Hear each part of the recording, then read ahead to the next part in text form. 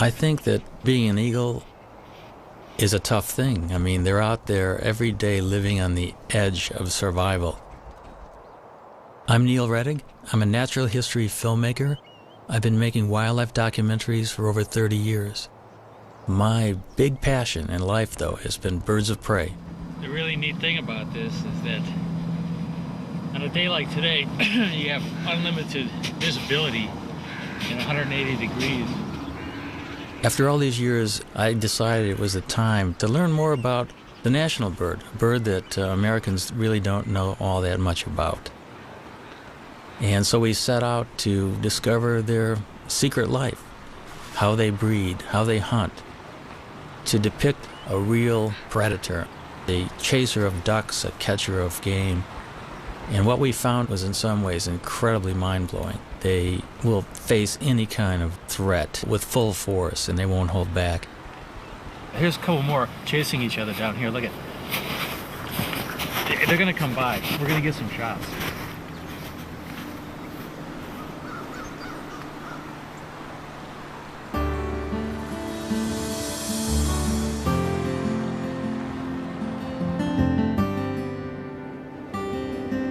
Along a tributary of the Mississippi, Neil finds the perfect nest site.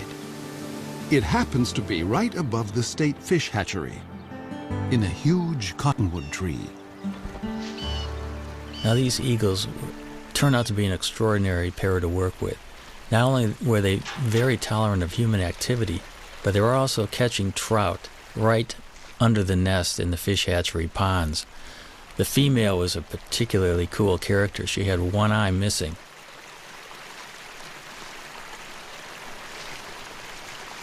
Watching these birds work on the nest in the dead of winter was really something.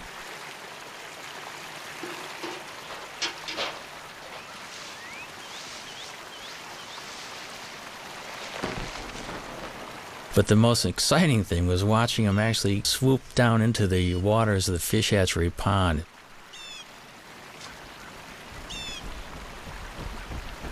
Even though the female had one eye, I was amazed at her accuracy in actually catching trout.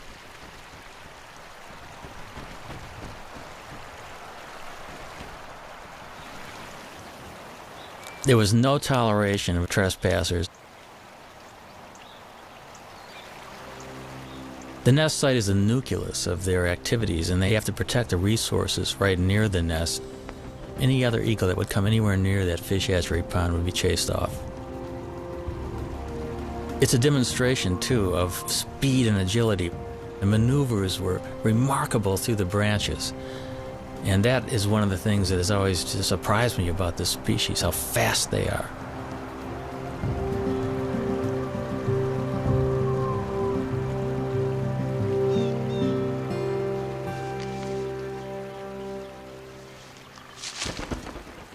All winter, even as temperatures dip to 20 below, the pair has worked together refurbishing the nest.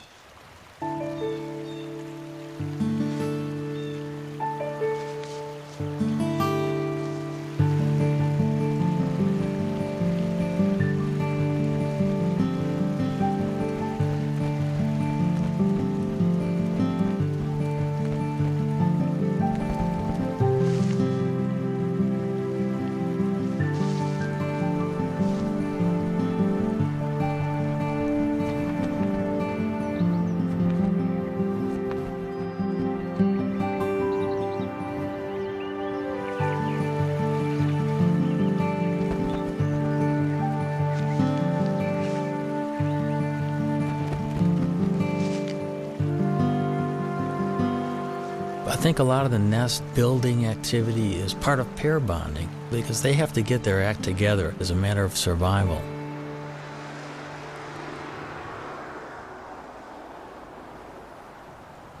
It's now the end of March, and the female settles into the nest with a telltale waggle.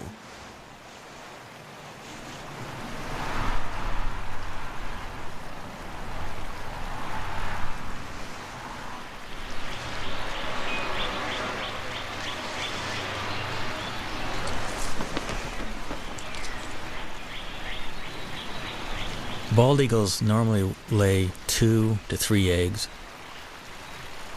But this spring, the one-eyed female only laid 1 egg.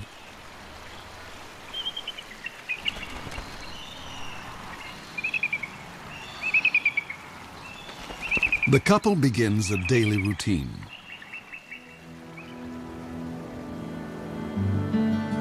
For 5 long weeks, they'll take turns incubating the egg.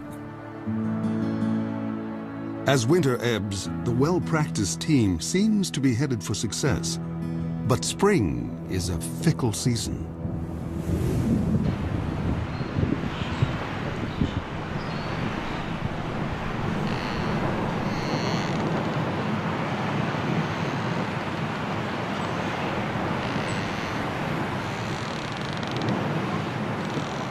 In mid-April, it was a freak snowstorm. I'll never forget it.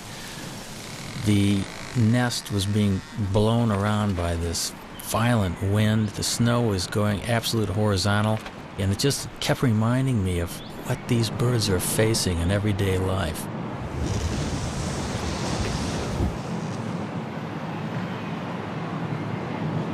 They were well into incubation, so the changing of the guard was always quick.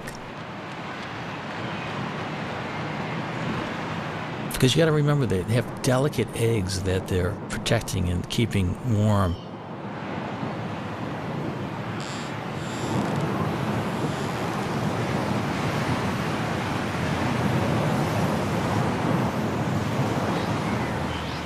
There seemed to be shifts of an hour and a half, where one eagle would sit on the egg while the other was out foraging for food.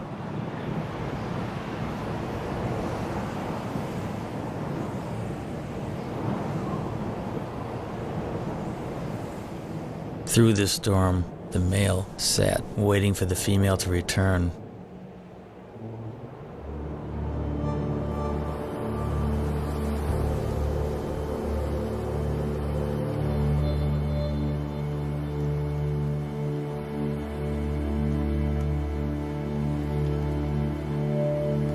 Tragically, something happened to her, we're not sure what.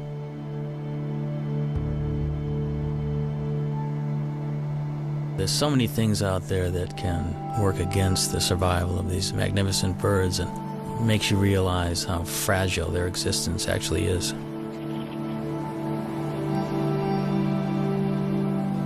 Cold and hungry, the father abandons his egg. Now he has lost almost everything. He may find another mate and start all over again. But until then, he must defend his territory alone.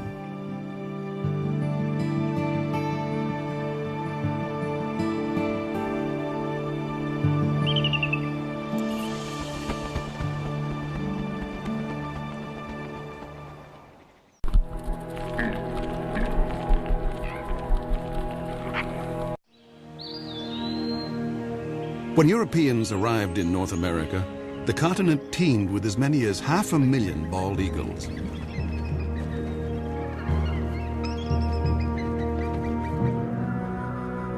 But as settlers advanced, the raptors became targets, and their nesting trees fell to the blade.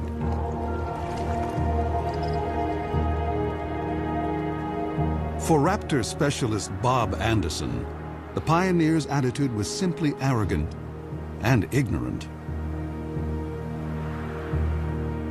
All birds of prey were just considered vermin. I mean, they were all chicken hawks. They were all bad birds. Be it a bald eagle, golden eagle, or red-tailed hawk, they were all shot.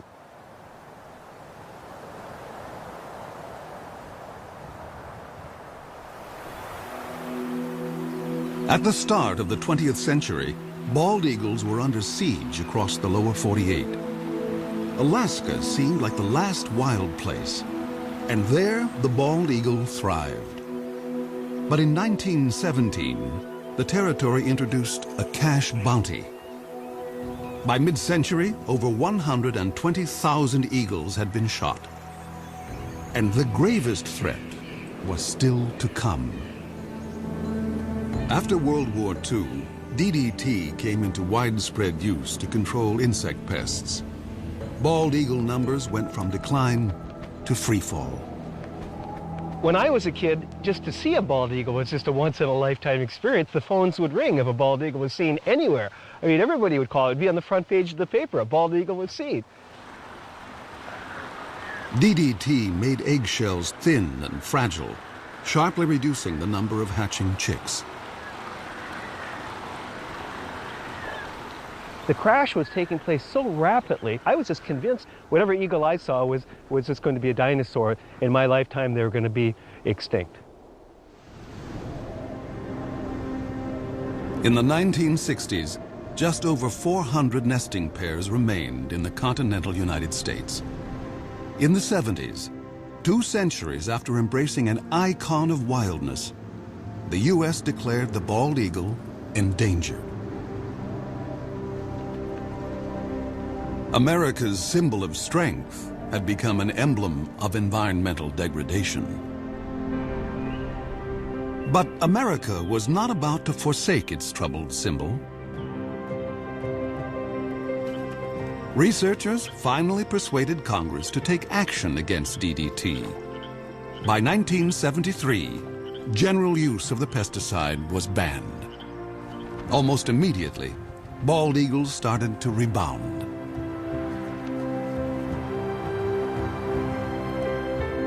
In 2007, the American eagle was removed from the endangered species list. By tapping our own better natures, we had given primal nature a second chance.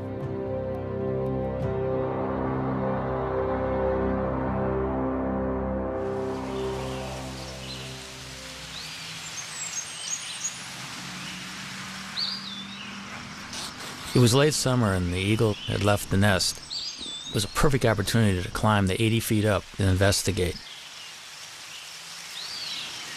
Bob and I wanted to have a look to see just what was on the nest.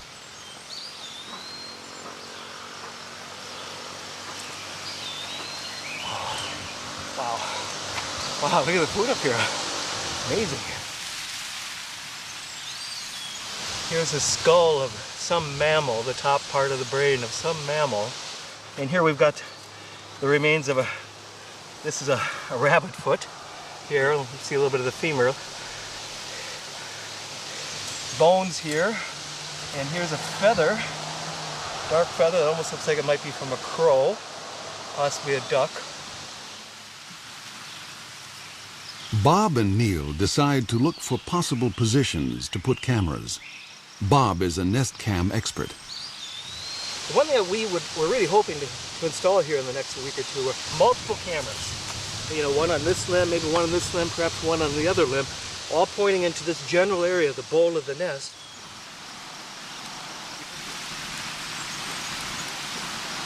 You've heard of sea legs? We have to have tree legs when working with this job.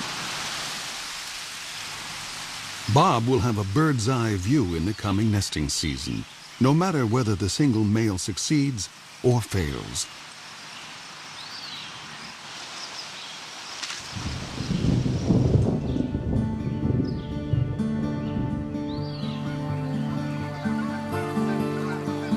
October in the upper Mississippi Valley.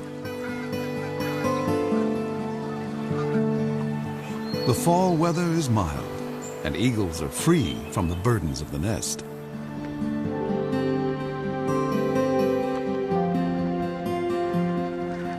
Water birds, soon to depart for warmer havens, are briefly abundant.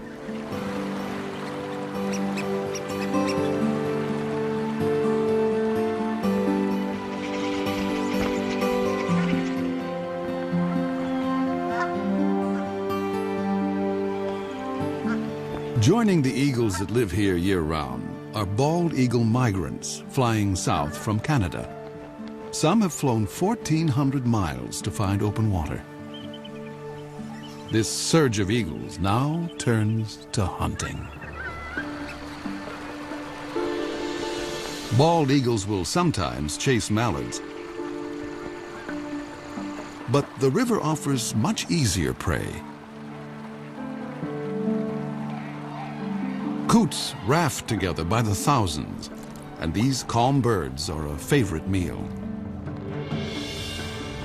A strong wind allows an eagle the rare chance to hover like a smaller raptor, the kite.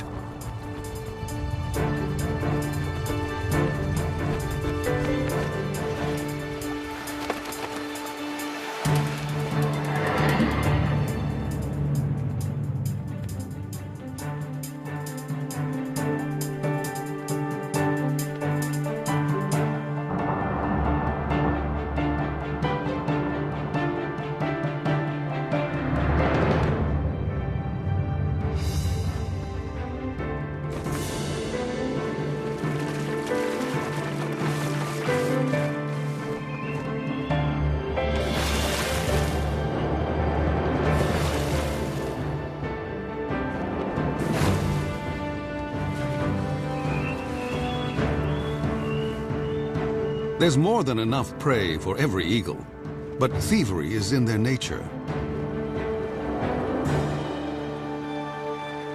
As one hunter lands at a muskrat hut, other eagles immediately try to steal his prize.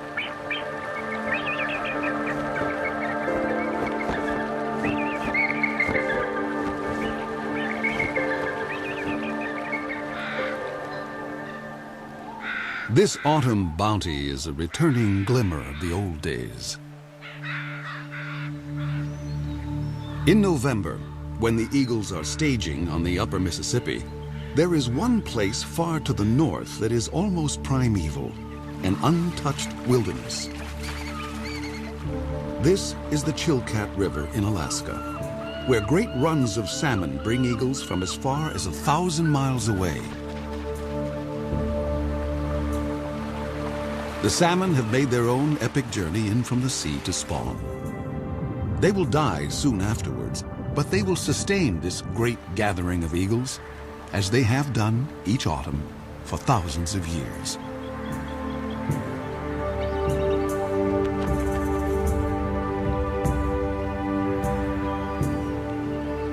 I've always wanted to go to the Chilkat, and it was not a letdown. I have never seen so many eagles in one place. There can be as many as 2,000 in one small area of the river. It's like going back into time being there.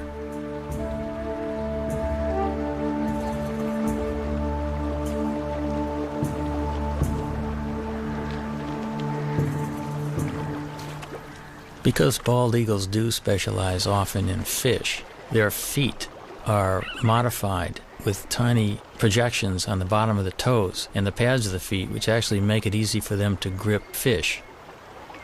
Their beaks are incredibly efficient at ripping the flesh of fish and other prey that they catch.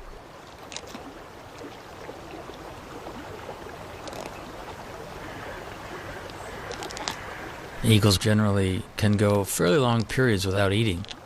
They have what's called a crop, which is an extension of the esophagus, which is a storage bag for food.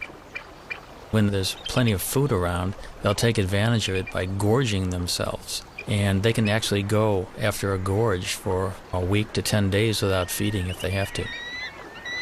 But as soon as a bald eagle catches something, you can bet that within seconds another one's going to come in and hassle it.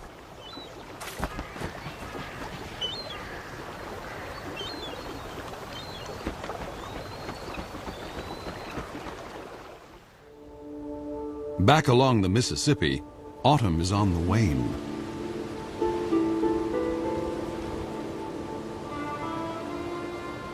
Winter makes a gentle entrance.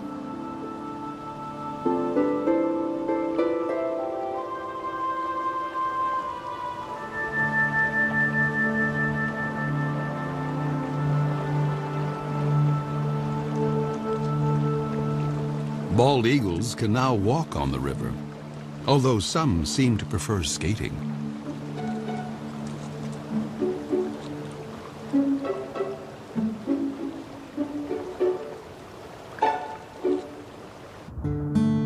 Gizzard shad can still be plucked up, but they will soon be entombed in ice.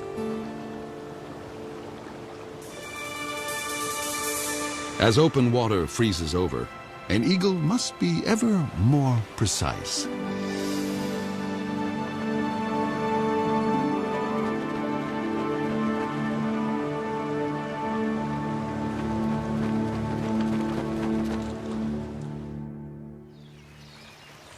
At the hatchery nest, Bob Anderson has been keeping an eye on the widowed male. The male will always make occasional visits to the nest. He still maintains the territory. He's working on his nest, adding little trinkets that might make it more attractive. This particular nest is prime property. It's located so close to a prime food source. And many eagles have been vying to get into the territory.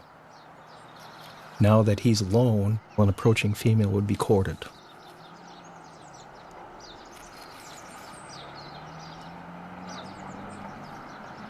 After rearranging his corn husks, the male sets off to cover his territory.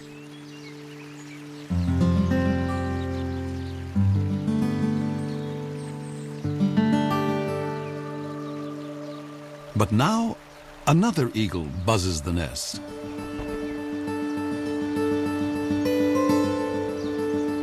It's a female.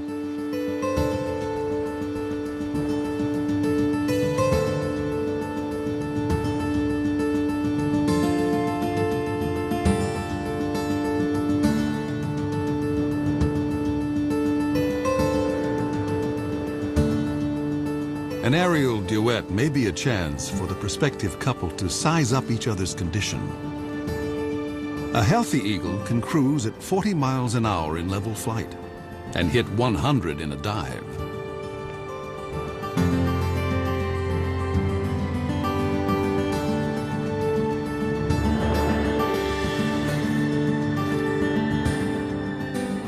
After a few minutes with their heads in the clouds, the courtship is over. Romance is a luxury. There's work to be done.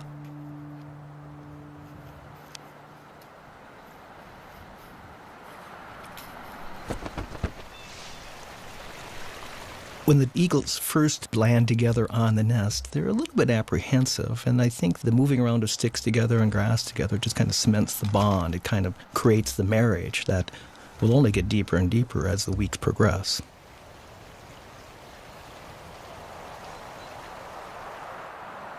But ironically, in this situation, the male has the final say. Even though she brings a stick and tries to put it in someplace, the male will grab her stick and put it someplace else.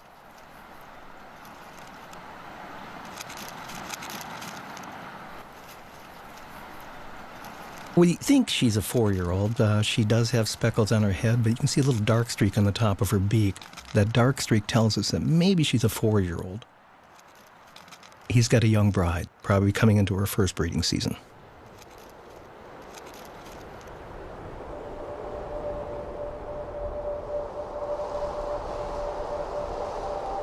Winter drains the last warmth from the river.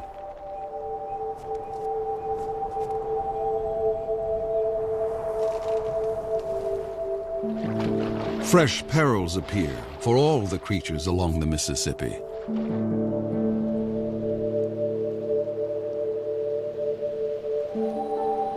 And now, the most brutal season tiptoes in.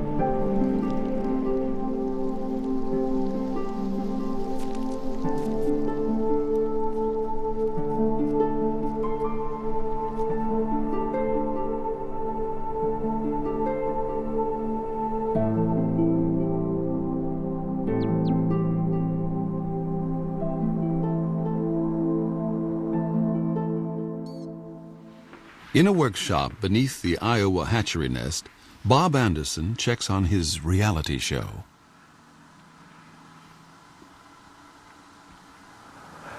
I mean, what a view. What an incredible angle of looking at the American bald eagle.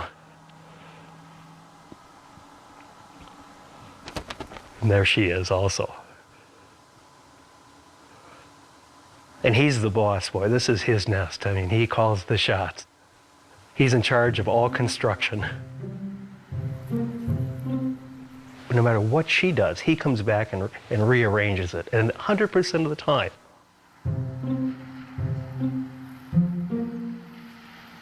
Now, she brought in a little bit of grass, and if she flies off now, he will go take that grass and put it someplace else.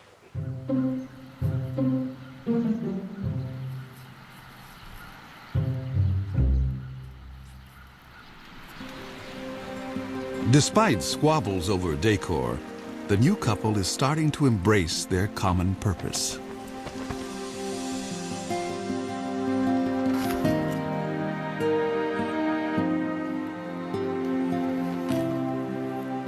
You can actually see them, they're bumping each other, they're interacting, there's no aggressiveness at all. A month ago, they would have never tolerated this being this close to each other.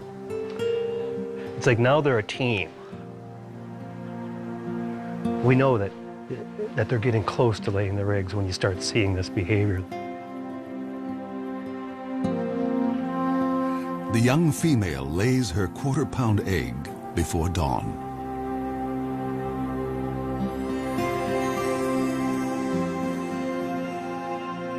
Exposed, an egg can freeze in a minute. And so the father will need to move in for his first shift. The first egg was laid early in the morning. We actually missed it. We saw the birds sitting in the bowl. We knew that it would be soon, but we were kind of surprised to see this first egg. But we can see him, how careful he is with his feet. His feet are balled up, and he's trying to hide his talons. He doesn't want those nails to poke a hole in that fragile egg. It's touching to watch that sensitivity that this old guy has had, you know, with many, many eggs probably in his lifetime.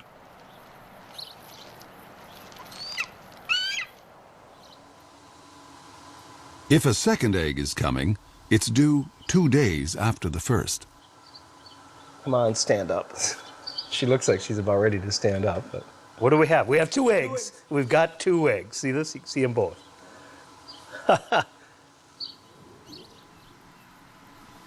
So do you feel like a papa? When they hatch, I'll feel like a papa. Yeah. Now we just have to wait 35 days from today to see our first baby. So. If eagles can feel pride or joy, the new parents must be brimming over. They will now work nearly unbroken shifts. But even such an effort can't guarantee that the eggs will hatch safely, especially since they must survive one of the longest incubations of any bird along the upper Mississippi.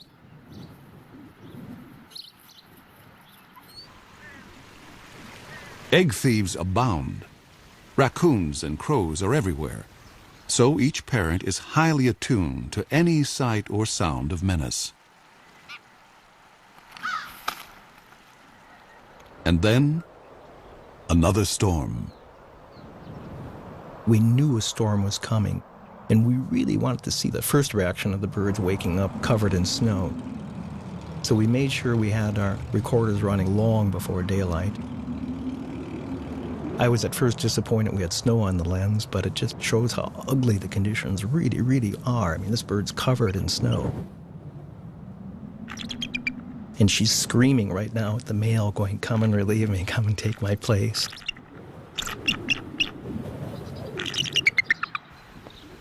And he does.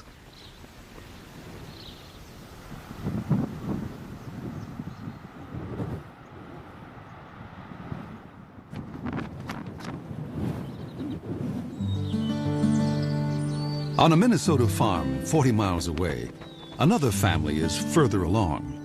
Their 2 eaglets have already hatched.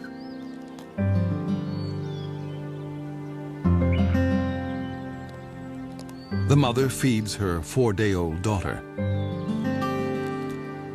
The 2-day-old male, hardly able to hold his head up, doesn't seem to be getting a fair share.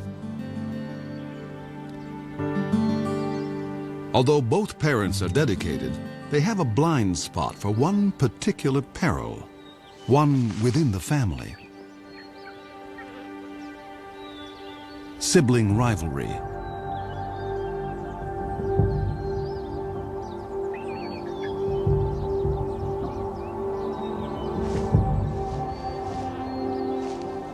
It's not unusual for the older eaglet to turn on the younger and smaller. In nature's cold calculation, why share your meals when you can eat more alone?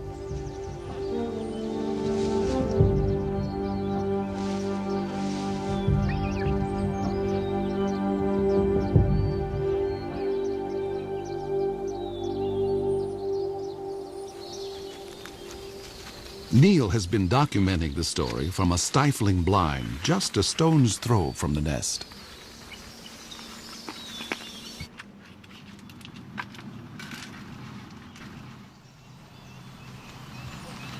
The dynamics of this whole syndrome is that the chick that's beat up becomes weaker and weaker, cowers, is kind of afraid to even stand upright, and the female will always feed the chick that's more robust.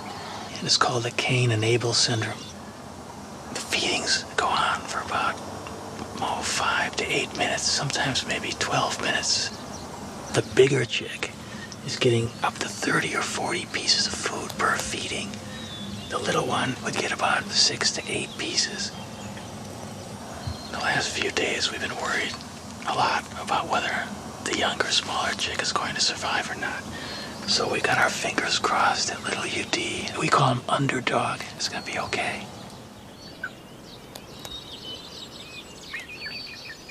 The battle will resolve, one way or another, and soon.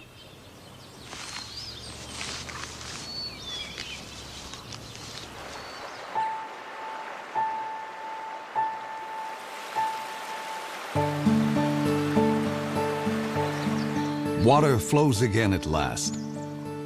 Spring has come to the upper Mississippi.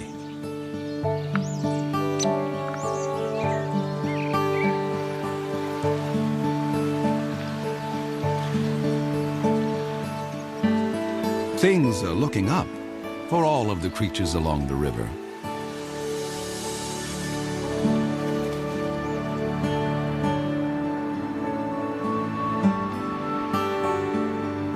Eagles visiting from Canada now return north to their nesting territories. For year-round residents like the hatchery couple, spring means getting ready for eaglets.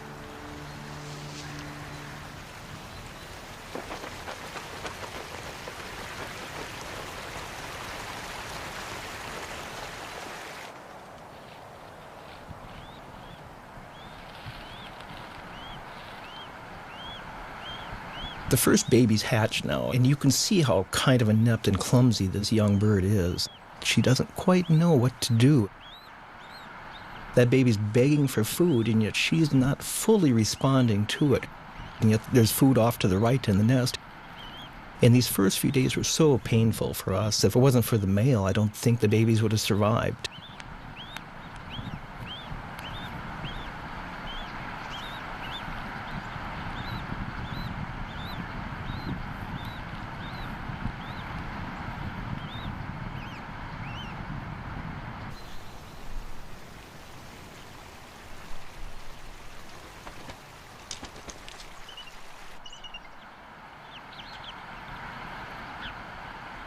The eaglet is too exhausted to beg.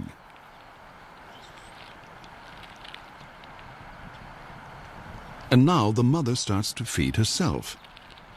Parent and young are failing to connect.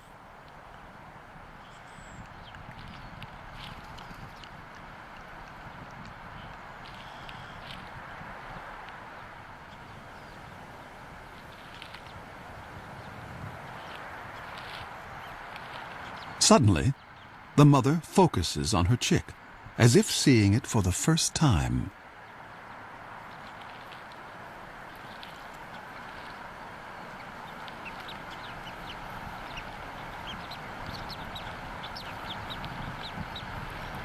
She doesn't know how to approach it, and she's trying to ball up her feet. She just stepped on the baby there. It's a lot different than a hard egg.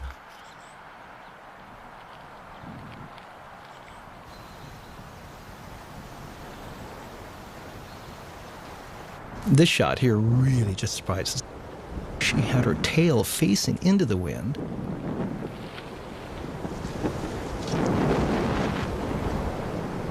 The winds gusted to 40 miles an hour.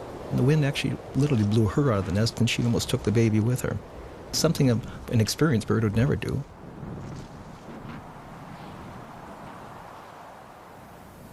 It's been a trying day, and the stakes are only going up.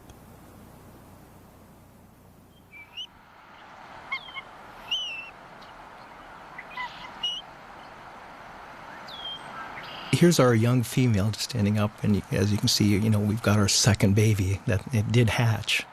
And again, you can see that she's getting a little bit better with her feet. Already there's been a little bit of learning, I guess, that's taken place. And now the old man will come in, the guy that's so proven. That's him on the right. She's stepping off now.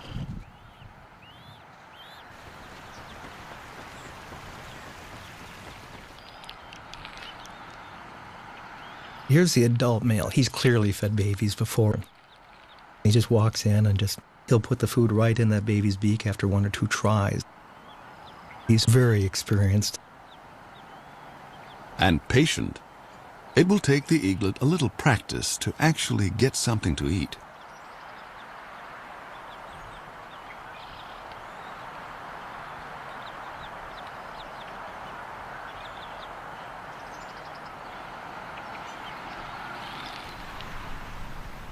At least in this nest, there's no sign of sibling rivalry.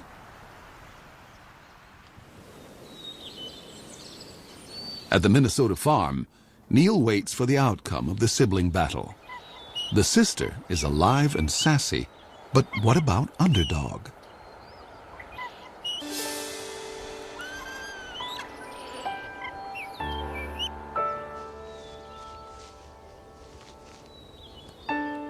Finally, I could see that Underdog was competing.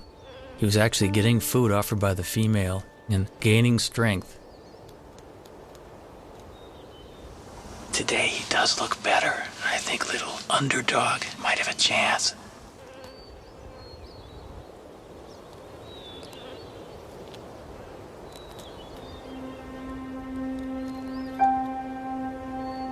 Once the eaglets were 6 to 7 weeks old, the Cain and Abel syndrome was long past, and they were both healthy and vigorous.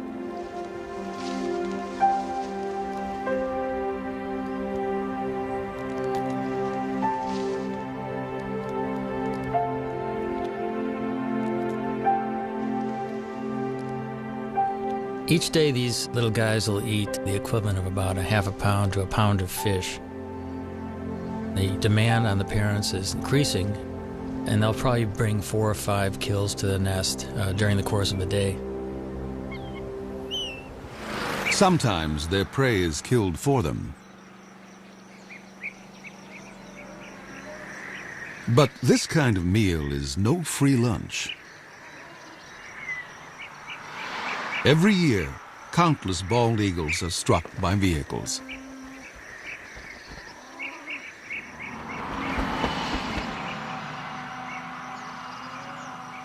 Losing either parent may hurt the young eagle's chances of fledging.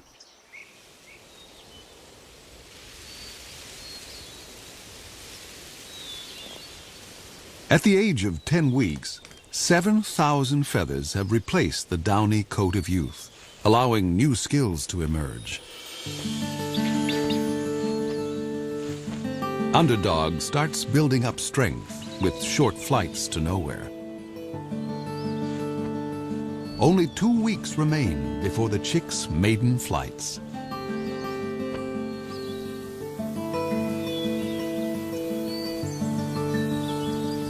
Summer along the Mississippi seems like a carefree season, but new challenges lie ahead.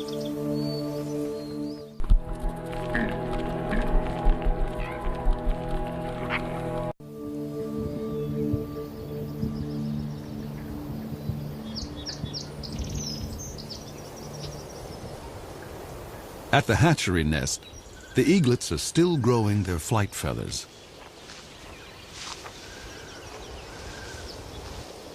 Underdog and his sister are closer to independence, And no one declares independence without taking risks.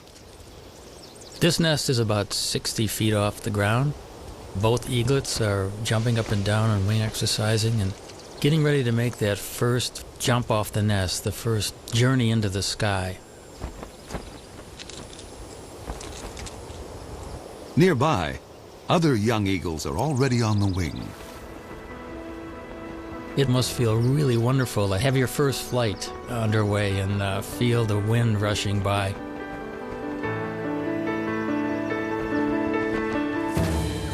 The landing is the tricky part.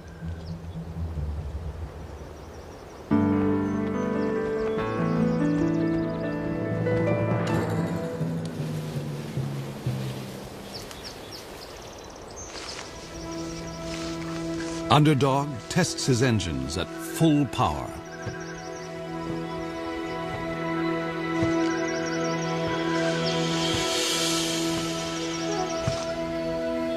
His sister seems to have cold feet.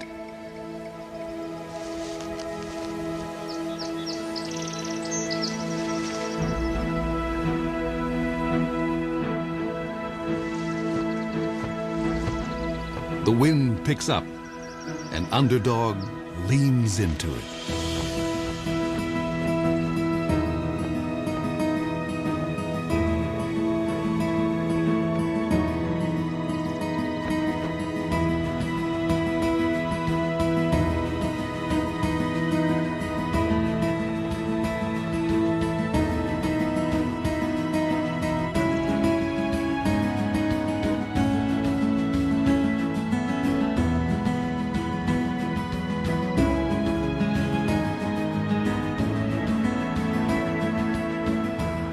There are misconceptions that birds are taught to fly, but really it's totally instinctive.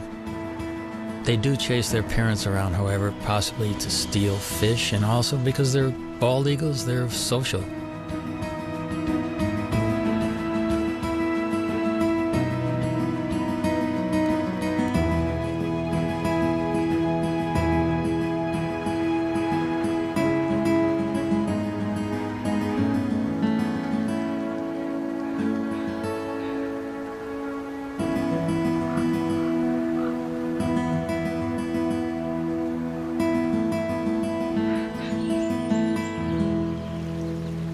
At the fish hatchery, an empty nest is no longer a sign of loss. It is a sign of two successful fledglings who will soon join a hunting free-for-all.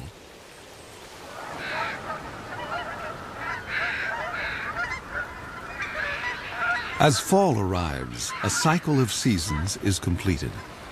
Once again, the Mississippi becomes a crossroads for water birds.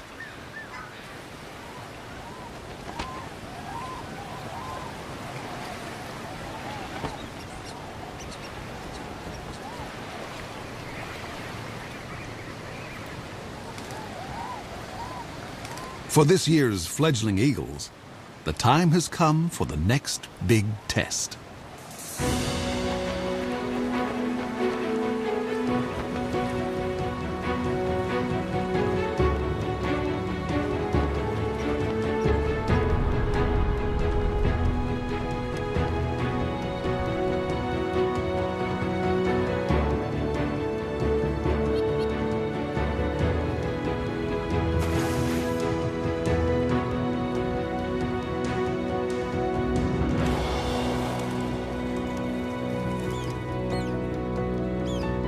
It's a big moment for a young bald eagle to bag his first coot.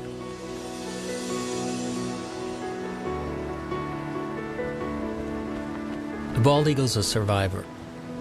It's gone through really bad times, and now it's prevailing. It's an illustration that we can make a difference, and we can be stewards of this planet.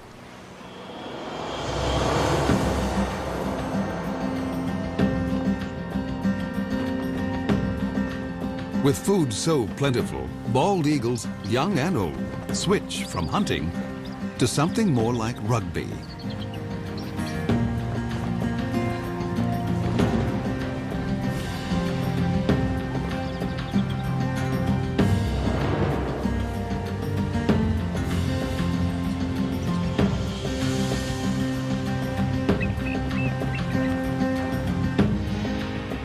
only one human generation ago. Such a celebration of eagles could not have been witnessed on the Mississippi. I think the story of the American eagle is a great parallel to the triumphs and tribulations of our country. And if we look at the eagle as a role model, I think these birds are kind of living a struggle for existence and freedom, just like our country, and I can't think of a better national symbol than the bald eagle.